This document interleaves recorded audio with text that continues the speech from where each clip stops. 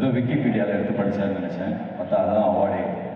Thank you so much Rotary International district 3230 இந்த அவார்டுக்கும் என்னை கூப்பிட்டதுக்கும் எல்லாருக்கும் வணக்கம். நல்ல டான்ஸ்லாம் ஜாலியாக பார்த்துருந்தீங்க. திடீர்னு வந்து பேசுகிற ஒரு செஷன் அப்படின்னா எனக்கே கொஞ்சம் மொக்கையாக தான் இருக்குது. பட் ஆனால் இங்கே வந்தபோது எனக்கு கொஞ்சம் ஆச்சரியமாக இருந்தது. ஏன்னா நான் என் வீட்டிலேருந்து என் வீடு வந்து கோட்டபுரம்ல இருக்குது. அங்கேருந்து இங்கே வர வரைக்கும் ரோட்டில் அவ்வளோ பதட்டம், பரபரப்பு, என்ன நடக்கும், எப்போ நடக்கும், அந்த மாதிரி எல்லாருமே வந்து ஒரு மாதிரி ரெஸ்ட்லெஸ்ஸாக இருக்கிற மாதிரி இருந்தாங்க. இந்த ராஜ்பவன் தாண்டி தான் வந்தேன். அங்கே ஒரு 2000 போலீஸ், 4000 மீடியா, உள்ளுக்குள்ளே என்ன நடக்கும், வெளிலேருந்து யார் வர போகிறா, வெளில யார் உட்கார போகிறா, ரோட்டில் சட்டை கிழிஞ்சு சட்டை கிழியாமல் அப்படின்ற மாதிரி பரபரப்பாக இருக்கும்போது உள்ளே வந்தோடனே திடீர்னு சுவிட்சர்லாந்து வந்த மாதிரி ஆயிடுச்சு. இங்கே நடக்கிறதுக்கும் தமிழ்நாட்டில் நடக்கிறதுக்கும் சம்மந்தமே இல்லை அப்படின்ற மாதிரி இருந்தது. நல்ல ஜாலியாக டான்ஸ் இது தேவைதான் ஆக்சுவலாக. ஏன்னா நம்ம லாஸ்ட் ஒரு 2-3 மாதத்தில் நிறைய விஷயம் பார்த்துட்டோம். என்ன பண்ணுறது நம்மளுக்கு தெரியல. ஒரு மாதிரி நான் இன்ஃபேக்ட் ஒரு விஷயம் சொல்லணும். லாஸ்ட் ஒரு 20 நாள் 25 நாளாக வந்து ஃபேஸ்புக்கில் இல்லை, ட்விட்டரில் இல்லை, இல்லைன்னா வந்து பெருசாக எதுவும் போய் போடலை, அப்படின்னு போடல. எல்லாருமே வந்து திட்டுனாங்க. என்ன தமிழ்நாடு எப்படியாவது எங்கே வாய மூட்டு போயிட்டேன், மெரினா பீச்சில் போய் ஸ்பீச் கொடுத்தியே, அரசியல்வாதி கார் ஃப்ரெண்டில் சிக்னல் நிற்காம போனால் தடுக்கலாம்னு சொல்லி இப்போ எங்கே போனேன் அப்படின்னு சொல்லிட்டு கிட்டத்தட்ட ஒரு 20 நாளாக திட்டுறாங்க, கேட்குறாங்க. போகிற இடத்துலாம் வந்து என்னோட ஒப்பீனியன்லாம் கேட்குறாங்க. இங்கேயும் பேசவே இல்லை. ஏதோ இந்த இடத்துல இந்த டான்ஸு எல்லாரும் ஜாலியாக இருக்கும். மோடிஜி கோட்லாம் போட்டு நிறைய பேர் உட்காந்துருக்காங்க. பார்க்கும்போது சரி எனக்கு இந்த இடத்துல தான் அதை பேசணுமோ அப்படின்னு தோணுச்சு எனக்கு. இதில் வந்து ப்ரெசன்ட் டே சுச்சுவேஷன் இப்போ என்கிட்ட வந்து கீழே சொன்னாங்க, சார் காமெடியாக 10 நிமிஷம் பேசுங்க. ஆக்சுவலாக இப்போ காமெடி வேணும் அப்படின்னா வந்து தந்தி டிவி, புதிய தலைமுறை டிவி தான் பார்க்கணும். என்கிட்ட எதுவும் கேட்க முடியாது. யார் எந்த காமெடினாலும். இன்ஃபேக்ட் எனக்கு கவுண்டமணி ரொம்ப பிடிக்கும்.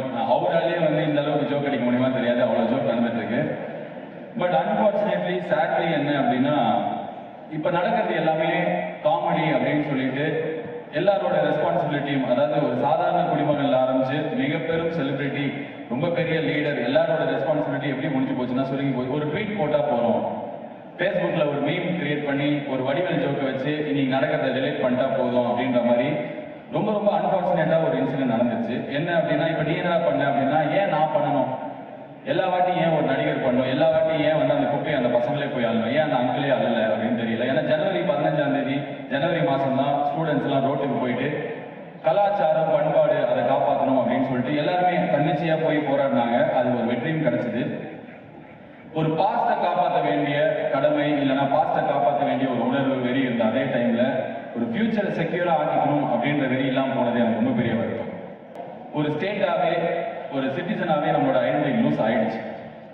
இங்கே நடக்கிற விஷயம்லாம் வந்து என்ன எனக்கு என்னன்னா இதில் ஏன் நீங்கள் சப்போர்ட் பண்ணல, சேஃப்டின்னு ஊரே பேசுது. நீங்கள் என்ன பண்ணீங்கன்னா எனக்கு ரொம்ப ஓப்பனாக சொல்கிறேன், இவங்க ஏமாத்திட்டாங்க, இவங்க வந்தால் தமிழ்நாடு கெட்டு போயிடும் அப்படின்றாங்க. இவங்க யாரை ஏமாத்தினாங்க? காமராஜரையா? சரி, இவங்க ஏமாத்திட்டாங்க, இவங்க கூட இருக்கக்கூடாது, அவங்க யாரு? காந்திஜியா? நேற்று வரைக்கும் ரெசார்ட்ல இருக்கிற 124 134 பேர் இருந்தாங்கன்னா அங்கேயிருந்து யார் வழி வந்தாலும் இங்க எடுத்துப்பாங்க. நேற்று வரைக்கும் அசிங்கமா அவங்களை திட்டினவங்க இன்னைக்கு இங்க வந்தாங்கன்னா வாங்க வளர்ப்பதே வருக, வளமான தமிழகம் தருகன்னு. ஸோ இதில் நம்ம யாரை சப்போர்ட் பண்ண முடியும், எதுக்கு சப்போர்ட் பண்ணணும்? ஸோ இவங்களை சப்போர்ட் பண்ணா தமிழ்நாடு அழிக்கிற மாதிரி, இவங்களை சப்போர்ட் பண்ணா தமிழ்நாடு காப்பாற்றுற மாதிரி அப்படின்னு சொல்லிட்டு ஏதாவது ஒரு ப்ராக்டிக்கலா சாதாரணமா 5வது ஸ்டாண்டர்ட் படிச்சவங்களுக்கு இருக்கிற ஒரு குழந்தைக்கு இருக்கிற ஒரு காமன் சென்ஸ் இருந்தால் கூட நம்ம யாருமே சப்போர்ட் பண்ணவே தோணாது. ஒரு மாசம் வரைக்கும் இளைஞர்கள்லாம் வந்து தமிழ்நாட்டில் பெருசாயிட்டாங்க, தமிழ்நாட்டு இதுக்கப்புறம் வேற மாதிரி மாறப்போகுது, எல்லாருமே வந்து நான் வந்து மெரினா பீச்சில் பேசுறது எப்படி ஆயிடுச்சுன்னா அரசியலுக்கு எல்லாரையும் வரணும்னு தூண்டி விடுறேன். எனக்கு அரசியல் ஆசை இருக்குன்னு. முதல்ல அரசியலுங்கிறது ஆசையே கிடையாது, அரசியலுங்கிறது அறிவு. நம்மளை சுற்றி ஒரு பால் பாக்கெட் விலை 2 ரூபாய் ஏறிச்சு அப்படின்னா அதுக்கு பின்னாடி அவ்வளோ பெரிய அரசியல் இருக்கும். நம்ம தெருவில் ஒரு மரத்தை வெட்டுறாங்க அப்படின்னா ஒரு 10 பேரை நம்ம போய் சேர்ந்து அந்த மரத்தை வெட்டுறதை ஸ்டாப் பண்ணோம்னா அந்த நேரத்தில் நம்ம ஒரு அரசியல்வாதி. இந்த மாதிரி கன்றாவியா தமிழ்நாடு ஃபுல்லாக இன்சிடென்ட் நடக்கும்போது இது எல்லாருமே போய் எதிர்த்து கேட்குறோம், இதுக்கு ஒரு சொல்யூஷன் கொண்டு வரோம்னா நம்ம அரசியல்வாதியா எலெக்ஷன்ல நிற்கணும்லாம் அவசியம் கிடையாது. சாதாரண மனிதனா நமக்கு அரசியல் தெரிஞ்சாலே போதும். என்னோட இன்டென்ஷன் மெரினா ஸ்பீச்ல வந்து அதுதான். முதல்ல இன்னொரு விஷயம் என்னன்னா அரசியலுக்கு வரதுக்கு தூண்டி விடுறாரு அப்படின்னா நான் யாரையும் அசிங்கமா பண்றதுக்கு எதுவும் தூண்டி விடல. அரசியல் வரதுங்கிறது நல்லதுதான். நம்மளுக்கு எப்படி மைண்ட்ல ஆயிடுச்சு அப்படின்னா அரசியல் வந்தா காசு சம்பாதிக்கிற ஆசையில் இருக்கிறவங்க தான் வருவாங்க. இல்லை ஆக்சுவலாக அரசியலுக்கு வரணுன்றதுக்கு எலெக்ஷன் நிற்கணும்னு கிடையாது, சம்பாதிக்கணும்னு ஆசை இருக்குன்னு கிடையாது.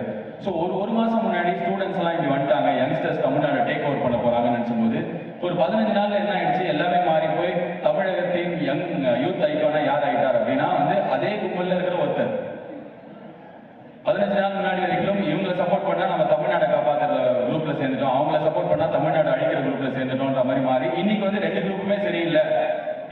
நீங்க புதுசா வந்து யாராவது வரலாம், புதுசா யார் வருவா? டிஎம்கே ஏடிஎம்கே அப்படி இல்லை அப்படின்னா யாருமே கிடையாது. சரி இல்லை இவங்கெல்லாம் மாற்ற நாங்களா இருக்கோம் ஒரு 5 பேர் 6 பேரை பார்க்குறோம். அவங்களாம் பார்த்து இன்ஸ்பயர் ஆகிட்டோம்னா போன எலெக்ஷன்லேயே போட்டுருப்போம். ஏன் போடல? யாரையுமே பார்க்க முடியாது, யாருக்குமே ஓட்டு போட முடியும். சரி என்னதான் சொல்யூஷன் அப்படின்னு நானும் திருப்பி யோசிச்சு பார்த்தேன். எந்த சொல்யூஷனுமே இல்லை. வெக்கம், மானம், சூடு, சொரணை, பயம், அதுக்கப்புறம் சாதாரணமாக ஒரு குடும்ப வாழ்க்கையில் இருக்கிற எவனுக்குமே அரசியலில் வரணுங்கிற இன்ட்ரெஸ்டே வராது. ஏன்னா பயமா இருக்கு, ஏதாவது பண்ணிடுவாங்களோன்ற பயம். ஐயோ இதே மாதிரி நம்மள 4 பேர் அசிங்கமா தெரிஞ்சா நம்ம ஏதாவது நம்மளே பண்ணிப்போங்கிற ஏன்னா நம்மள நார்மல் லைஃப் வாழுவாங்க. பக்கத்து வீட்டுக்காரர் நம்மள ஒரு மாதிரி பேசினாலே நம்மளால 2 நாளைக்கு வெளில வர முடியாது. என்ன ஃபேஸ்புக் ட்விட்டர்லாம் வந்து இப்போ தேடிட்டு இருக்காங்க. நிறைய பேர் காணவில்லை ஆர்ஜே பாலாஜின்னு போட்டுட்டு இருக்காங்க. அதுக்கப்புறம் வந்து ஐயோ வன்முறை ஆயிடுச்சு, எல்லாரையும் அடிக்கிறாங்களே பசங்களெல்லாம், அடிக்கக்கூடாது, எல்லாரும் வந்து சேஃபா வீட்டுக்கு போகணும் அப்படின்ற இன்டென்ஷன்ல பதட்டத்துல காலைல மெரினா பீச் போனேன், உள்ள விடல. பதட்டத்துல வந்து தயவுசெய்து வீட்டுக்கு போங்கடா, அடுத்த வாட்டி அப்பதான் அப்பா அம்மா அனுப்புவாங்கன்ற ஒரு இன்டென்ஷன்ல பண்ண வீடியோல ஏன் நான் கேவலமா இந்த மாதிரி சண்டை போடுறீங்கன்ட்டு நான் நிஜமால இந்த மாதிரி சொல்லியிருக்கேன். என்னோட இன்டென்ஷன் வந்து வீட்டுக்கு போங்கடான்னு சொல்றது. ஒரே ஒரு வார்த்தை பதட்டத்துல கேவலமான அப்படின்னு அதை யூஸ் பண்ணதுனால எனக்கே திரும்பி பார்க்கும்போது ஐயோ இந்த வார்த்தையை நான் பயன்படுத்த கூடாதுன்னு இருந்தது. ஆனா அதுக்கு என்ன ஒரு 20 பேர் திட்டிருக்காங்கன்னா அந்த 20 பேர் திட்டினதே என்னால் தாங்க முடியல. இன்னைக்கு தமிழ்நாட்டில் இருக்கிற ஒவ்வொரு எம்எல்ஏவும் ஒவ்வொரு பொலிட்டீஷியனையும் ஊரே திட்டுது, நாடே திட்டுது, அசிங்கப்படுத்துது. ஆனா இவங்களுக்குலாம் கொஞ்சம் கூட வெக்கமே கிடையாது. ஸோ அந்த மாதிரி வெக்கமே இல்லாமல் இருக்கும்போது நம்மளாலையும் அரசியலுக்கு வர முடியும். இல்லை இது நான் சொல்றதுனால இப்போ வந்து இவங்களுக்கு சப்போர்ட் பண்ணல, அவங்களுக்கு சப்போர்ட் பண்ணல, இப்போ எதுவுமே இலைமறை காயா இந்த ஸ்டேஜ்ல பேசணுன்ற அவசியம் இல்லைன்னு எனக்கு தோணுச்சு. ஏன்னா எல்லாமே முடிஞ்சு போச்சு. பட் 15 நாளைக்கு முன்னாடி இப்போ சசிகலா அவங்க வந்து தமிழ்நாடே வந்து நாசம் பண்ணிடுவாங்க, அவங்க கிட்டே தமிழ்நாடை காப்பாத்தி நீங்க யார்கிட்ட கொடுப்பீங்க? யார் காப்பாற்ற முடியும்? நம்மளுக்கு இதுவும் வேணாம் அதுவும் வேணாம் எதுவுமே வேணாம் அப்படின்ற மாதிரி போன எலெக்ஷன்லேயே நினைச்சதுனால தான், இன்ஸ்பிரேஷனே இல்லாதனால தான் 57% ஓட்டு பதவியாச்சு. இப்போ இது குரல் கொடுக்க ரொம்ப அன்பார்ச்சுனேட் இன்சிடென்ட் என்ன அப்படின்னா, ஜல்லிக்கட்டுக்கு ரோட்டுக்கு போன நம்ம போராடின நம்ம இந்த விஷயத்தை வந்து ஃபேஸ்புக்ல மீட் போற ஒரு விஷயமா மட்டும் நினைச்சிட்டோம். நம்மளுக்கு அதுக்கு மேலே இதில் டைம் இல்லை, எல்லாருக்குமே வாழ்க்கை இருக்கு, என்னடா அடுத்த போராட்டம் அதுக்குள்ளே டயர்டாக இருக்கு அப்படின்ற மாதிரி எல்லாருமே வந்து இது கிண்டல் பண்ற விஷயமா வாட்ஸ்அப் ஃபார்வர்டா வீட்டில் உட்காந்தபடி என்னெல்லாம் பண்ண முடியும் பண்ணிட்டோம். ஆனால் இது வீட்டில் உட்கார விஷயமும் கிடையாது. இப்போ நடந்திருக்கிறது இல்லை, இது இந்த கவர்மெண்ட் இருக்கு, இதுக்கப்புறம் வந்து இமீடியட்டா 6 மாசத்துல எலெக்ஷன் வருவனால வந்து என்ன ஆகும்? ரீ எலெக்ஷன் வைக்காது தான் நியாயம்ன்றாங்க. ரீ எலெக்ஷன் வந்தா என்ன ஆகும்? 234 பேர் இப்போ உள்ள இருக்காங்க. அதுல ஓட்டு போட்டவங்க ஃபார் அகெயின்ஸ்ட், ஓட்டே போடாத எதிர்கட்சி, இந்த மாதிரி எல்லாருமே வந்து நம்ம ரெப்ரசென்ட் பண்ணவங்க தான். இவங்க தான் திருப்பி அதே வாரத்துல இந்த பக்கமும் அந்த பக்கம் மாறி உட்கார போறாங்க. Any difference? எந்த டிஃபரன்ஸுமே வராது. நான் வந்து ரீசெண்டா மதுரைக்கு போயிருந்த போது என்னோட ஃப்ரெண்டோட தங்கச்சிக்கு வந்து சத்துணவு பணியாளர் மேற்பார்வையாளர் அப்படின்ற ஒரு வேலை கிடைச்சது. சத்துணவு பணியாளர், அதாவது ஒரு ஸ்கூல்ல சத்துணவு சமைக்கும் போது கரெக்டா சமைக்கிறாங்களா அப்படின்ற மேற்பார்வையாளர் வேலை. அதுக்கு வந்து அவ்வளோ பேருக்கு வந்து என்னெல்லாம் கொடுக்கணுமோ கொடுத்து அதுக்கப்புறம் இன்ஃபுளுன்ஸ் யூஸ் பண்ணி வாங்கியிருக்காங்க. சம்பளம் 4500 ரூபாய். 4500 ரூபாய் சம்பளத்துக்கு ஏன்டா இவ்வளோ கஷ்டப்பட்டீங்க? இதுக்கு வேற ஏதாவது நல்ல வேலையை பார்த்துக்கலாம் வேண்டாம்? இல்லை சம்பளம் தான் இது மாதிரி. நான் சொல்றேன் உனக்கு கேளு. அந்த ஸ்கூல்ல மொத்தம் சத்துணவு சாப்பிட்ற குழந்தைங்க 3 குழந்தைங்க. அதுக்கு சமைக்கிறவங்க, அதுக்கு ஹெல்ப் பண்றவங்க, குக்குக்கு ஹெல்ப் பண்றவங்க, இதுக்கு ஒரு மேற்பார்வையாளர். 3 வேலை இருக்கு. 3 பேர் 3 குழந்தை சாப்பிட்றதுக்கு 3 பேர் வேலையில இருக்காங்க. 3 பேருக்கும் கவர்மெண்ட் சம்பளம். இதுல கொடுமையான விஷயம் என்ன அப்படின்னா, அந்த ஸ்கூல்ல 145 குழந்தை இருக்கிறதா அபிஷியல் லிஸ்ட்ல இருக்கு. ஸோ வாரம் மளிகை கடையில இருந்து வர எல்லா சாமான், அதாவது கவர்மெண்ட் சைட்ல இருந்து அனுப்புற முட்டையில ஆரம்பிச்சு பருப்புல ஆரம்பிச்சு இது எல்லாமே வந்து கடையில தான் திருப்பி விற்கிறாங்க. ஸோ அது மூலியமா வண்டி அவங்களுக்கு மாசம் 15000 ரூபாய் வருது. சம்பளம் 4500 ரூபாய். அந்த ஸ்கூல்ல LKG UKG first standard, LKG UKG இருக்கா தெரியாது, 1ல இருந்து 4வது வரைக்கும் இருக்கிற ஒரே கிளாஸ் ரூம். ஒரு கிளாஸ் ரூம்லேயே தான் எல்லாருமே உட்காந்துருக்காங்க. பக்கத்துல உள்ள 3 டீச்சர்ஸ், அது பக்கத்துல ஒரு ஏஹெச்எம், அவருக்கு சம்பளம் 38000 ரூபாய். கணக்குப்படி அந்த ஸ்கூல்ல 145 குழந்தைங்க படிக்கும். ஏதோ ஒரு குக்கிராமத்துல ஒரு ஸ்கூல்ல இவ்வளவு ஊழல் நடக்க முடியும் அப்படின்னா, இதுதான் உங்களோட என்னோட normal life, day to day life. இதுல தான் நம்ம வாழ்ந்துட்டு இருக்கோம். இதுல வந்து இவங்க வந்தா பெருசாயிடும், தமிழ்நாடு அவங்க வந்தா போயிடும் கிடையாது. அவங்க வந்தாலும் நம்ம நாசமா போற மாதிரி தான் இருக்கும்.